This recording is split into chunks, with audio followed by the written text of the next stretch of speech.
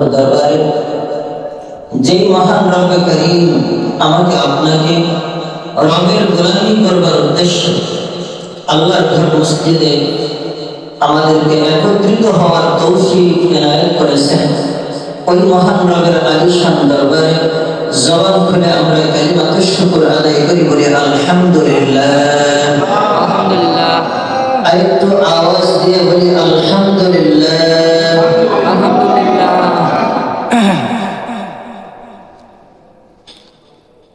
যে রব্বে কারিমের প্রশংসা করা, রব্বে কারিমের পক্ষ থেকে যদি আল্লাহ আমাদেরকে তৌফিক না দান করেন, আমরা কখনোই ভালো এবং মন্দ কাজ করার ক্ষমতা রাখি না।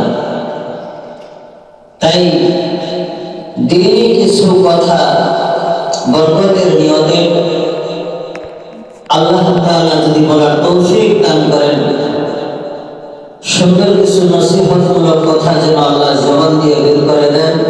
আপনারা সকলে একটু দোয়া করেন, বলেন আমিন। আমিন।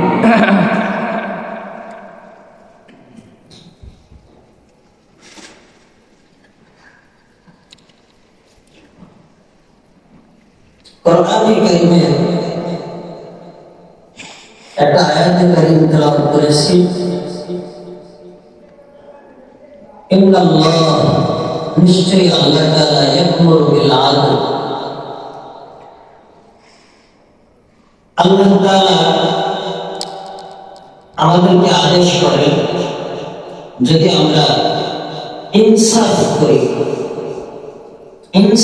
করি, কারো উপরে জুলুম না করি, তো আল্লাহ তাআলা আমাদেরকে এই ইনসাফের মাধ্যমে নাজাত দান করবেন। সুবহানাল্লাহ। অশ্লীল কাজ থেকে আমাদেরকে আল্লাহ তাআলা হেফাজত করবেন। এজন্য আমরা ইনসাফ, সর্বক্ষেত্রে ইনসাফের সাথে চলবার চেষ্টা করব, কেউ কারো উপরে জুলুম করব না।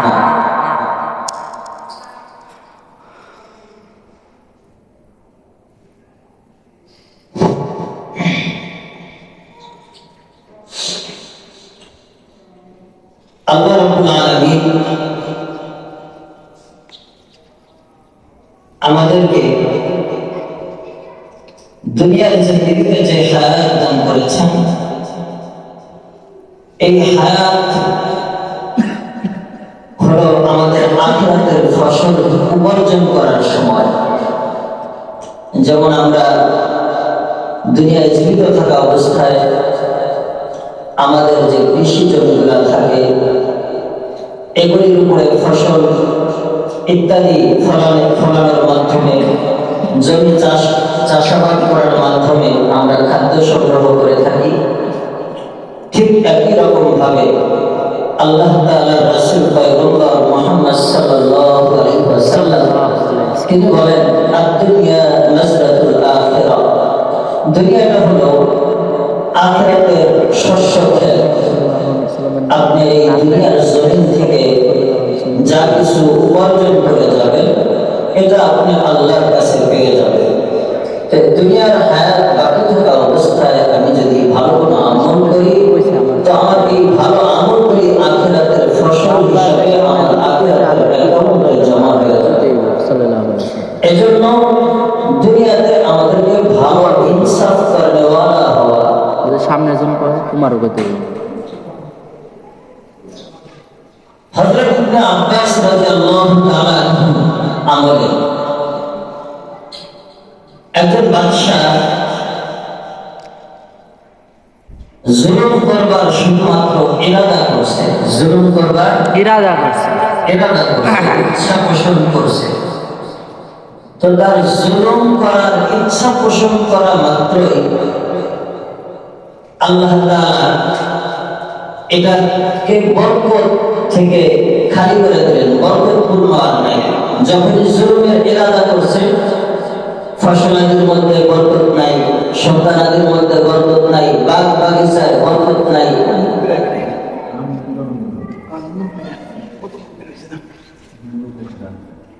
এজন্য জুলুমের ইরাদা করার মাধ্যমে দেখা যায় যে শুধু জুলুম করবার নিয়ত করছে তো বরকত আল্লাহ তাআলার পক্ষ থেকে বন্ধ হয়ে যায়। তো ইবনে আব্বাস রাদিয়াল্লাহু তাআলা আনহু এর আমলে একজন বাদশা একবার কাঠুরিয়ার বাসায় সে মেহমান হলো ইচ্ছাকৃতভাবে মেহমান হয়ে যায় যে আমাকে তুমি আজকের দিনের জন্য মেহমান হিসাবে রেখে দাও। সে একজন বাদশা। এই বাদশা সেখানে মেহমান হিসাবে যখন থাকে, দিন শেষে একটা গাভীর স্থল থেকে কাঠুরিয়া দুধ দহন করে বিকালবেলা। এই গাভীর থেকে দুধ আসলো প্রায় 30টা গাভী দিলে যে পরিমাণ দুধ দেয়, এক গাভীর স্তরে এই পরিমাণ দুধ আল্লাহ দিয়ে দিয়েছেন। সুবহানাল্লাহ। আরেকটু জোরে বলি সুবহানাল্লাহ। সুবহানাল্লাহ। একটা গাভীর মধ্যে 30টা গাভী যে পরিমাণ দুধ দেয়, এই পরিমাণ দুধ একটা গাভীর স্তরে দিয়ে দিয়েছে।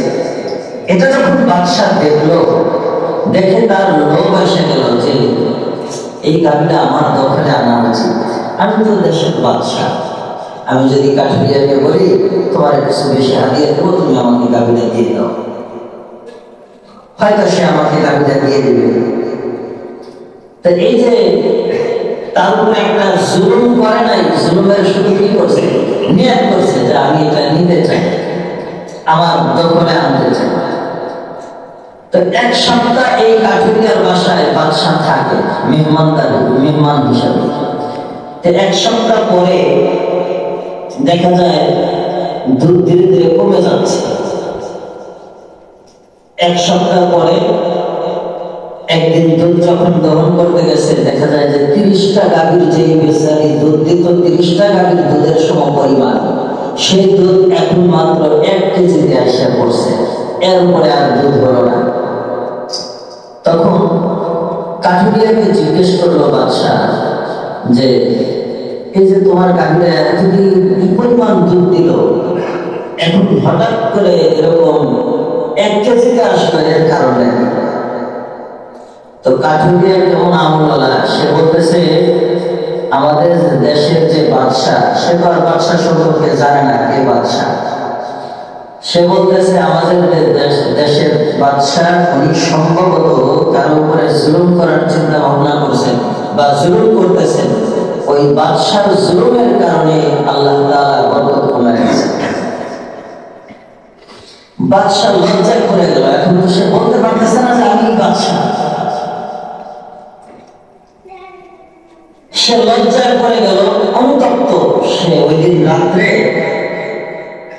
ঘুম থেকে উঠে আল্লাহর কাছে তওবা কেবলা করা শুরু করে দিল।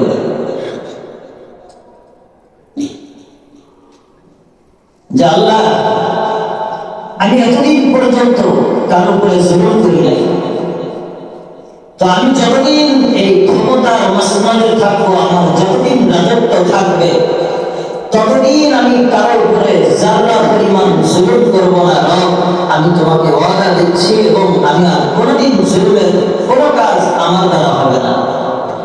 আল্লাহর কাছে সে এরকম ভাবে তওবা করতেছে, তো তার তওবা আল্লাহ কবুল করছে। এরপরের দিন সে বাদশা চলে গেছে তার বাদশাহীর দরবারে। 1 সপ্তাহ থাকলো। 1 সপ্তাহ পরে মনে মনে চিন্তা করলো এখন যাওয়া দরকার, আল্লাহ আমার তওবা কবুল করছে কিনা একটু ট্রাই করা দরকার, দেখা দরকার যে আল্লাহ আমার তওবা কবুল করলেন কিনা। তো 1 সপ্তাহ পরে আবার সেই কাঠুরিয়ার বাসার সামনে আসছে। এসে কাঠুরিয়া বিকেলবেলা গরুগুলা নিয়ে আসছে মাঠ থেকে। সেই গরুগুলোর মধ্যে ওই গাভীটাও আছে, যেই গাভী একই সঙ্গে 30টা গাভীর সমপরিমাণ দুধ দিত। এই গাভীটাও সেখানে উপস্থিত। এই গাভী এখানে আসছে, আসার পরে বিকালবেলা ওই দিন দুধ দহন করতে গেছে। দেখে যে সে আগের মতো, সে আগে যেরকম দুধ দিত 30টা গাভীর সমপরিমাণ, ঠিক আগের মতোই দুধ দেওয়া শুরু করে দিছে। এবার বাদশা জিজ্ঞেস করলো কাঠুরিয়া, এখন যে এই গরুটা আবার আগের মতো দুধ দেওয়া শুরু করেছে, বলতেছে সাহাবী ইবনে আব্বাস রাদিয়াল্লাহু তাআলা আনহু আমলে ইবনে আব্বাস রাদিয়াল্লাহু তাআলা আনহু কিতাবের মধ্যে ঘটনা উল্লেখ করছে। তো আব্বাস রাদিয়াল্লাহু তাআলা আনহু বলেন যে কাঠুরিয়া বলছে কথা যে দেশের বাদশা এখন জুলুম ছেড়ে দিছে, মানুষের উপরে জুলুম করে না, অন্যায় করে না, এই কারণে আল্লাহ তাআলা আবার বরকত দান করছে। সুবহানাল্লাহ। তাইলে বোঝা গেল তখন এই কথা যখন বলছে তখন এই বাদশা তার গলা জড়িয়ে ধরে বলে যে ভাই আমি তোমার এই দেশের বাদশা, শুধু জুলুম করার মাধ্যমে যে বরকত আল্লাহর কাছ থেকে বন্ধ হয়ে যায় এমনটি নয়, জুলুমের ইরাদা করলে, জুলুমের ইচ্ছা পোষণ করলেই আল্লাহ তাআলার পক্ষ থেকে বরকত বন্ধ হয়ে যায়, গজব শুরু হয়ে যায়। আর যদি ভালো ইচ্ছা পোষণ করে যে সে একটা ভালো কাজ করবে, এই ভালো কাজের ইচ্ছা পোষণ করার কারণেই আল্লাহ রাব্বুল আলামিন তাকে বারাকা দান করেন, বরকত দান করতে থাকে। এজন্য জুলুম থেকে আমাদেরকে বাঁচতে হবে এবং নেক কাজে বেশি বেশি প্রতিযোগিতামূলক অংশগ্রহণ করতে হবে। নেক কাজে বেশি বেশি অংশগ্রহণ করতে হবে। গত সপ্তাহ আগের সপ্তাহে জুমায় সম্ভবত আলোচনা করছিলাম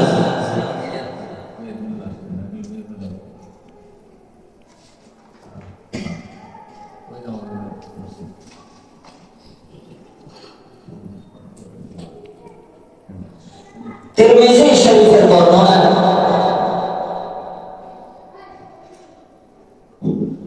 তিরমিজি শরীফের লিখছেন কিতাবের মধ্যে যে জুরাইদের যে ঘটনা বলছিলাম, জুরাইদ মার অবাধ্য হয়েছে, কতটুকু অবাধ্য, সে নফল নামাজি ছিল। জুরাইদ বহুত বড় আবেদ ছিল। আবেদ আর আলেম দুটোর মধ্যে ব্যবধান আছে। দেখবেন মসজিদে কিছু মুসল্লি আসে যারা পাক্কা মুসল্লি, ভালো মুসল্লি, মাগরিবের নামাজের পরে আওয়ামীন 6 রাকাত নামাজ পড়ে। এরকম মুসল্লি আছে না অনেক মসজিদে? আমাদের মসজিদে হয়তো বা নাই, কিন্তু অনেক মসজিদে আছে এরকম মুসল্লি যারা মাগরিবের নামাজের পরে আওয়ামীন নামাজ পড়ে। আওয়ামীন নামাজটা পড়ার মাধ্যমে আল্লাহর অতি নিকটবর্তী হওয়া যায়, নৈকট্য অর্জন করা যায়। তাই কিছু মুসল্লি আছে এমন যারা আওয়ামীন নামাজ পড়ে, আওয়ামীন নামাজ 2 রাকাত পড়ে, এরপরে পিছন দিকে তাকায় দেখে যে, বা সামনের দিকে তাকায় দেখে যে ইমাম সাহেব আছে কি নাই। তো দেখে যে ইমাম সাহেব তো নাই, 2 রাকাত নামাজ পড়ছে, কয় রাকাত? 2 রাকাত। আওয়ামীন 2 রাকাত পড়ছে। পড়ার পরে যখন দেখে যে ইমাম নাই, তো একজনকে জিজ্ঞেস করলে যে ইমাম সাহেব কই গেছে? বলে প্রাইভেট পড়াতে গেছে বা টিউশন করতে গেছে। তো উনি তখন বলে যে আমি একজন সাধারণ মানুষ, আমি আওয়ামীন নামাজ পড়লাম, অথচ ইমাম সাহেব মানুষ, আওয়ামীনের কোনো খবরই নেই। আলেম হিসাবে কোনো তার আমলই নাই। দল বেটা দুইটা, একদল বলবো ইমাম সাহেব হলো আলেম মানুষ, তার আমলের সাথে তোমরা যোগ বিয়োগ করতে চায় না। আরেকদল বলবো যে ইমাম সাহেব আলেম ভালো, ঠিক আছে, কিন্তু আমল নাই, আমল নাই, আমল খালি। আর পানি টানি পড়া যদি নিবার চাও, এই মসজিদে একজন ভালো বুজুর্গ আছে, নামাজ পড়ে, এরপরে অনেক সময় কাটায় মসজিদে, কথার কথা এরকম ইবাদত করে নেওয়ালা আছে। তো এই পানি পড়া নিতে চাইলে হের কাছে যাই হোক, ইমাম সাহেবের দিয়ে লাভ হবো না, ইমাম সাহেব আমল নাই তো। দল কাটা হলো দুইটা। আমরা এখন এই 2 দলের সমাধান আল্লাহ রাসূলের কাছে চাই। আল্লাহ রাসূল কি বলেন? ফাদলুল আলিমি আলাল আবিদি কাফদলি আলা আদনাকুম। আল্লাহর রাসূল পয়গম্বর মুহাম্মদ সাল্লাল্লাহু আলাইহি ওয়াসাল্লাম তিনি বলেন যে আলেমের সঙ্গে তুমি আবেদ হয়ে আলেম ব্যক্তির আমলের যোগ মিলাইতে যায় না। কথাটা কে বলতেছেন? আল্লাহর রাসূল পয়গম্বর মুহাম্মদ সাল্লাল্লাহু আলাইহি ওয়াসাল্লাম বলেন, মীমাংসা আমরা না করি, ঝগড়া আমরা না করি, আমরা মীমাংসার জন্য কার কাছে যাব? আল্লাহর রাসূল পয়গম্বর মুহাম্মদ সাল্লাল্লাহু আলাইহি ওয়াসাল্লামের নিকট যাচ্ছি। আল্লাহর রাসূল বলেন, সাহাবায়ে কিরামদেরকে বললেন, ও সাহাবায়ে কিরাম, আলেমদের আমলের সাথে আবেদের আমলের কোনো তারতম্য করতে যায় না।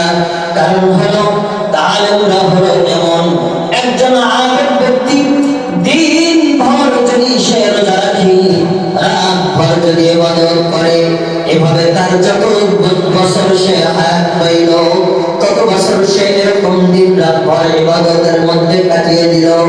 আর একজন আলেম ঘুমের মধ্যে কাটাইল, কিন্তু এই আলেমের আমলের সঙ্গে ফরজ নফল ইবাদত করলো। এই আলেমের আমলের সঙ্গে ওই এরকম হাজার আবেদের আমলের কোনো তুলনা হয় না।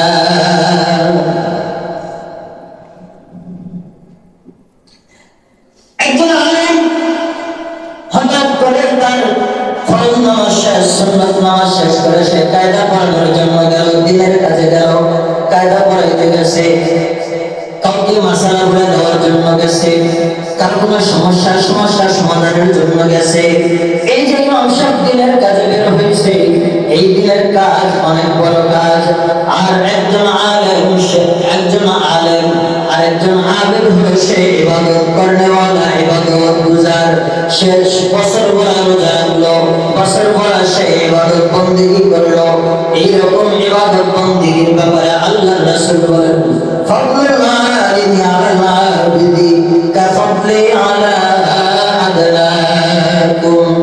আল্লাহর রাসূল বলেন, একজন আলেম হওয়ার পরে যদি ইবাদত কম করে, সুন্নাতটা পড়ে, ওয়াজিব নামাজটা ঠিকমতো আদায় করে, ফরজ নামাজটা ঠিকমতো পড়ে, নফল ইবাদত বেশি করে না, তারপরও ওই রকম হাজার আবেদ যত আমল করবে, এই হাজার আবেদ যত আমল করবে, হাজার আবেদের আমলের যত পরিমাণ নেকি অর্জন হবে, এর চেয়ে বেশি নেকি একজন আলেমের হয়ে যাবে। আল্লাহ রাসূল বলেন সাহাবীদেরকে, যে সাহাবীরা তোমাদের মাঝে এবং আমার মাঝে যতটা তারতম্য, তোমাদের মধ্যে এবং আমাদের মাঝে যতটা আমার মাঝে যতটা তারতম্য, ঠিক এরকম তারতম্য। আল্লাহ রাসূলের সাহাবীরা বললেন, আমরা হাজার হাজার সাহাবী মিলেও তো আপনার সমপরিমাণ হবে না। তো আল্লাহ রাসূল এটাকেই দৃষ্টান্ত দিয়ে বলছেন, একজন আলেমের ইবাদতের সাথে তোমরা যোগ বিয়োগ মিলাইতে যাবে না। এজন্য আমল করার মাধ্যমে জান্নাতি হওয়া যায়। কিছু মানুষ আছে যে আমল করে আবার অহংকার করে, ফজরের নামাজ পড়ে না, হঠাৎ একদিন এসে ফজরের নামাজ পড়ছে, তো এসে একদিন ফজরের নামাজের পরে দোকানে গিয়ে গল্প শুরু, দোকানে গিয়ে বসছে, তো বলতে শুরু করছে, আজকে ফজরের নামাজ পড়ছে নি, ওই যে দেখলাম খাদেম সব নাই, এরপরে দেখলাম ইমাম সাহেব থেকে আসে ইত্যাদি। মানে এই যে ফজরের নামাজটা পড়ছে, এটা কিভাবে উঠান যায়, এই উঠানের চিন্তা ভাবনা সে লেগে আসে। তো এটা আমল করলাম লোকের কাছে প্রচার করার উদ্দেশ্যে, এই আমল আল্লাহ তাআলার নিকট গ্রহণযোগ্য হবে না। ইবাদত করতে হবে কাকে খুশি করার জন্য? আল্লাহকে খুশি করার জন্য।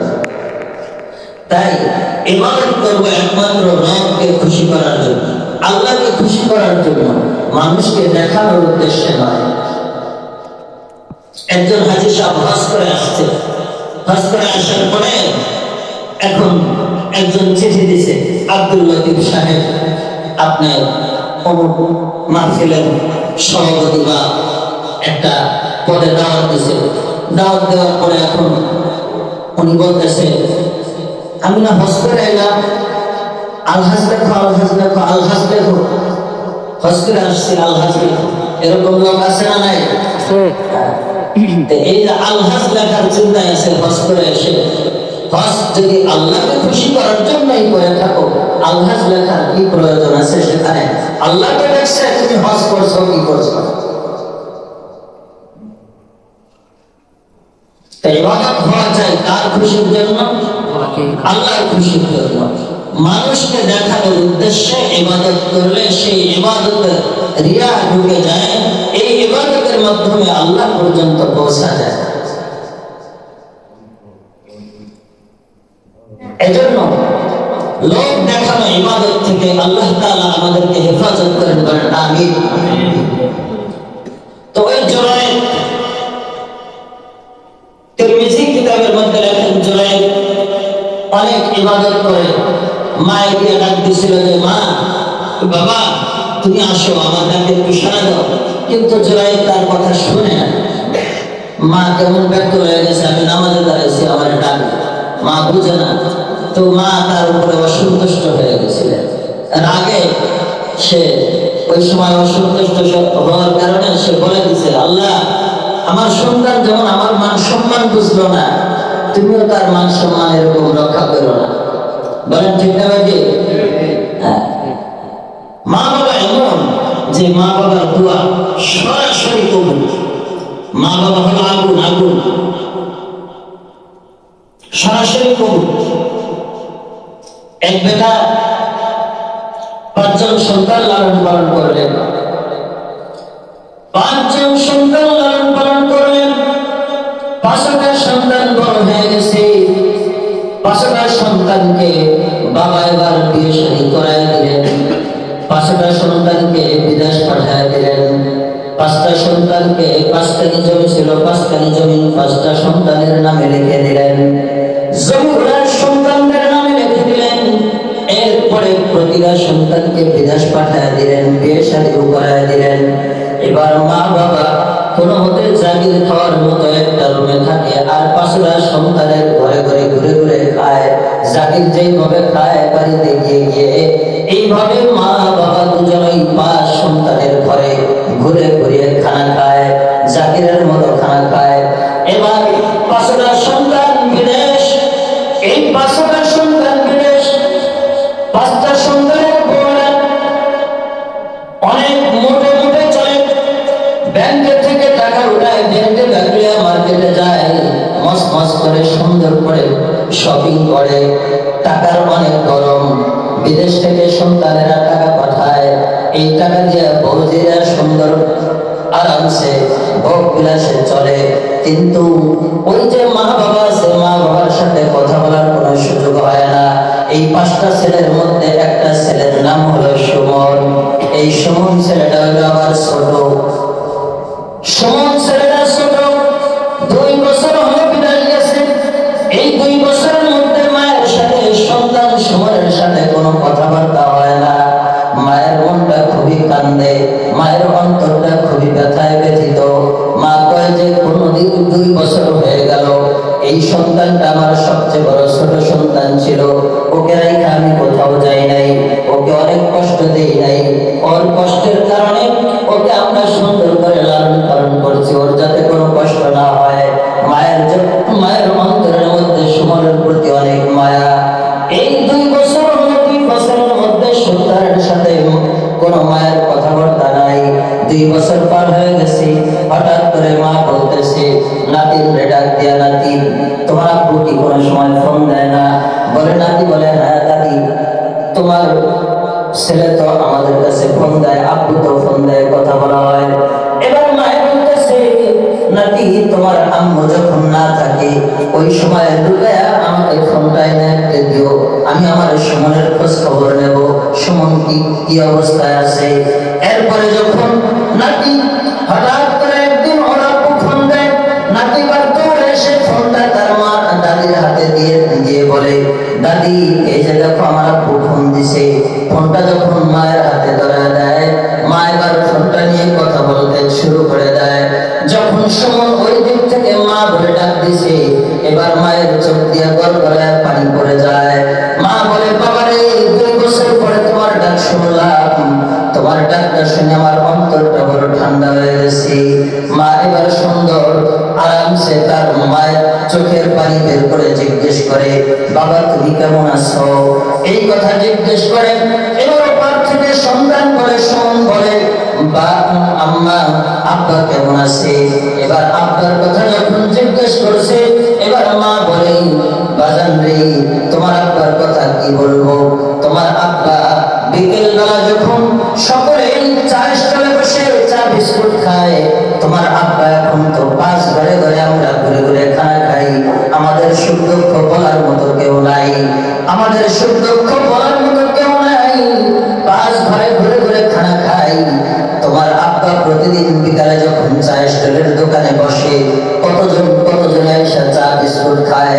তোমার আব্বার পকেটে চা বিস্কুট খাওয়ার টাকাটা পর্যন্ত নাই। এজন্য তোমার আব্বা প্রতিদিন কাঁদতে কাঁদতে চোখ ঘুরায় ঘরে চলে আসে। রাত্রবেলা সারাদিন সারা রাত্র কান্দে, সকালবেলা তারপরে চোখ খোলা থাকে। তোমার আব্বুর এই অবস্থা। আব্বু বলে, আমি এক সময় 5 কানি জমির মালিক ছিলাম। আমি এলাকার মধ্যে দাপটের সঙ্গে চলতাম। আজকে আমি 5 কানি জমি 5টা সন্তানের নামে করে দিলাম। 5টা সন্তানকে বিদেশ পাঠিয়ে দিলাম। এখন আমার পকেট খালি, আমার কেউ আর খোঁজ খবর নেয় না। বাবার অন্তরে বড় কষ্ট, বাবার অন্তরে অনেক মায়া। এই কথা যখন সুমন ওপার থেকে শুনছে, শোনার পরে সুমনের অন্তরের মধ্যে আগুন ধরে যায়। সুমন বলে, আব্বা এত কষ্ট করে আমাদেরকে লালন পালন করলো, আব্বা এত কষ্ট করে আমাদের পিছনে এত শ্রম দিল, মেহনত করলো, অথচ আব্বার বলে চা বিস্কুটের টাকা নাই, অথচ আমরা 5 ভাই বিদেশ থাকি। এইবার সুমন ওপার থেকে বলতেছে, আম্মা জান, আমি কালকে 10,000 টাকা পাঠিয়ে দেব। 5,000 টাকা আপনার কাছে রাখবেন, আর 5,000 টাকা আপনি আমার আব্বার কাছে দিবেন। আমি একটা দোকানে বলে দিতেছি ফোন করে, ওই দোকানে আব্বা যত চা বিস্কুট খায়, আব্বার বন্ধু বান্ধব আসলে, আব্বার বন্ধু বান্ধব যদি আসে, দোকানে বলে দিছি দোকানদার যেন তার বিলটা সহ দিয়ে দেয়। অন্য ভাই দিবে কি দিবে না আমার জানা নাই, কিন্তু আমি বলে দিলাম, আমি এইটা ওয়াদা করলাম, আমি যেন দিতে থাকতে পারি, আমার জন্য দোয়া করবেন। এবার আম্মা জান বলতেছে, বাবারে, আমি তোমার কাছে টাকার জন্য ফোন দেই নাই। 2 বছর হলো তোমার সাথে কথা বলা হয় না।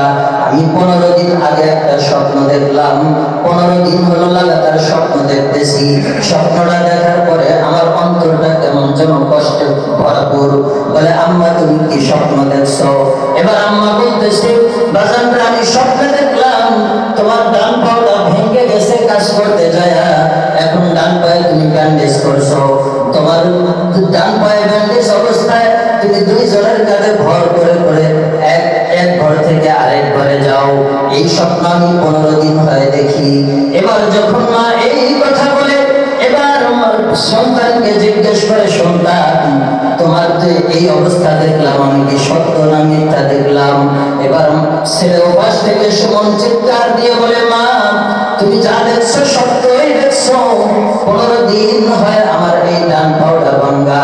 আমি আমার স্ত্রীর কাছে জানাই নাই, বন্ধু বান্ধবরা জানাই নাই। কারণ হলো, জানাইলে তো কেউ কারো উপকার করতে পারবে না। মা তুমি কেমন মা, তুমি আর কেউ জানবো না, আমি কাউকে জানাইলাম না। মা তুমি কিন্তু ঠিকই আমার কথা জেনে গেছো। এবার বাবা যখন তার এই সন্তানের কথাগুলি শুনলো, শোনার পরে বাবার চোখ দিয়ে পানি চলে আসলো। বাবা এবার দোয়া করতেছে সন্তানের জন্য। বলে, মাকে বলতেছে, সুমনের মা, আমার সন্তান হয়তো অন্যের কারণে, অন্যের চরিত্রের কারণে, এলাকার লোকজনের কারণে হয়তো একটু এলোমেলো হয়ে গেছে, কিন্তু সন্তান হিসেবে তো আমারও ছোট সন্তান, আমিও সন্তানটারে বড় মহব্বত করি। চলো আমরা 2 জন মিলিয়ে দোয়া করি। আল্লাহর কসম করে বলি, লক্ষ কোটি টাকা খরচ করে যদি আপনি আলেম ওলামাদেরকে দাওয়াত করেন, লাখ লাখ টাকা খরচ করে আলেম ওলামাদেরকে খাওয়াইলেন, এরপরে দোয়ার দরখাস্ত করলেন যে আমার আব্বু আম্মুর জন্য দোয়া করবেন অথবা আমার জন্য দোয়া করবেন, এই লক্ষ কোটি টাকা খরচ করে আলেম ওলামাদেরকে দাওয়াত করে খাওয়াইলে, দোয়া চাইলে, এদের দোয়া কবুল হইতেও পারে, নাও পারে। কোনো দোয়া মিস হওয়ার কোনো আশঙ্কা নাই। এজন্য মা বাবার জন্য খেদমত করবেন, মা বাবার আশেপাশে থাকার চেষ্টা করবেন, মা বাবার খেদমত যত বেশি করবেন দুনিয়ার মধ্যে হায়াত আল্লাহ বাড়ায় দিবে, আর ইনকামের মধ্যে বরকত আল্লাহ দান করবে। এজন্য মা বাবার খেদমত করার মাধ্যমে দুনিয়া এবং আখিরাতের সফলতা অর্জন করা যায়। আমরা সকলেই হুমা জান্নাতু ওয়ানারু, আল্লাহ রাসূল হাদিসের মধ্যে বলেন যে পিতামাতা হচ্ছেন জান্নাতে যাওয়ার মাধ্যম, পিতামাতাই হচ্ছেন জাহান্নামে যাওয়ার কারণ। তো পিতামাতা যদি দোয়া করে, দোয়া ডাইরেক্ট কবুল, এর মধ্যে কোনো মিস নেই। এজন্য পিতামাতাকে খুশি করার চেষ্টা করা, পিতামাতাকে সন্তুষ্ট করার চেষ্টা করা, পিতামাতাকে ভুলে না যাওয়া। আল্লাহ তাআলা আমাদেরকে ইনসাফ করার তৌফিক দান করেন এবং পাশাপাশি পিতামাতার খেদমত করার মাধ্যমে দুনিয়া থেকে জান্নাত ইনকাম করার তৌফিক দান করেন। আমিন। আল্লাহ তাআলা আমাদেরকে সহ সকলকেই আল্লাহ রাসূলের এই কথাগুলির উপরে আমল করে এবং আল্লাহর কালামের এই কথাগুলির উপরে আমল করে জান্নাতি হওয়ার তৌফিক দান করেন। বলেন আমিন। আমরা যারা সুন্নাত করি নাই, মেহেরবানি করে সুন্নাত করে নেই।